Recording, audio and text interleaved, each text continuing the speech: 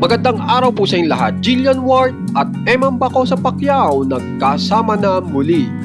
Gulat ang madlang people ngayon. Alam po natin lahat yan dito sa ating video. Bali ito pong si Jillian Ward nga pala po ngayon ay may bagong update. At talagang mapipil nyo po kung gaano kapalaban po na tao si Jillian Ward. Kasi ito po yung kanyang pinatutugtog ngayon na kung saan ay nakalagay dito Michael Jackson Unbreakable. So yan po ay ipinost ngayon ni Jillian Ward kung saan ay talagang halatang halata na talagang palaban pong tao si Jillian Ward. Samantala, mapapansin nyo po dito kung gaano po kagaling mag-perform si Jillian Ward. Ito po yung isa po sa latest na pagpe-perform ni Jillian Ward. At ipapapanood ko sa inyo kung saan ay magugulat po kayo kung gaano po kagaling si Jillian Ward na magsayaw. So panoorin po muna natin.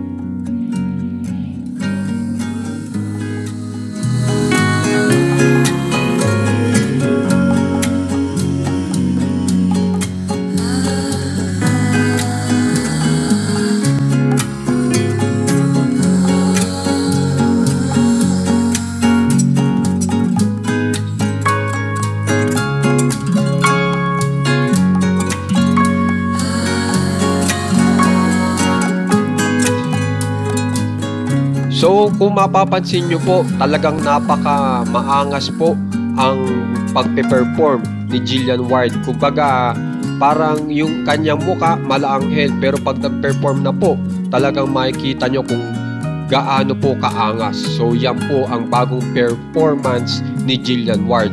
Samantala, pumunta naman po tayo kay Eman Bacosa Pacquiao kung saan ay naglalabasan po itong mga larawan na ito, na kung saan ay siya po yung nasa larawan at ito po ay yung panahon na siya ay nag-training at wala pa pong bigote si Eman Bacosa Pacquiao po dito. So panoorin po muna natin. So mapapansin nyo po dito kay Eman Bacosa Pacquiao na talagang halatang seryoso po siya pag nag-training. So makikita nyo ang kabataan po talagang muka ni Eman pag walang bigote. At marami nga pong nagsasabi na talagang bumata si Eman Bacosa Pacquiao pag walang bigote. At pagkatapos naman po niyan, dito na po tayo sa pinakabago kung saan ay yang nga po nakalagay dito 4/24/26. Yan po yung panahon na kung saan ay ipapalabas nga po si Eman Bacosa Pacquiao dito sa Never Say Die.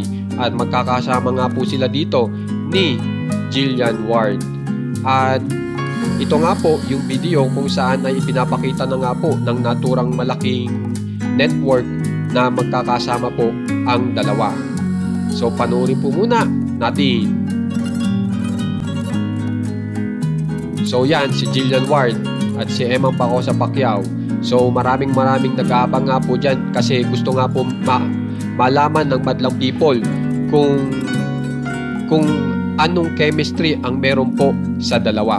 Pero di ba kasasabi ko lang sa inyo, nagsama po yung dalawa. Totoo po talaga, literal. Hindi lang po dito sa Never Say Die.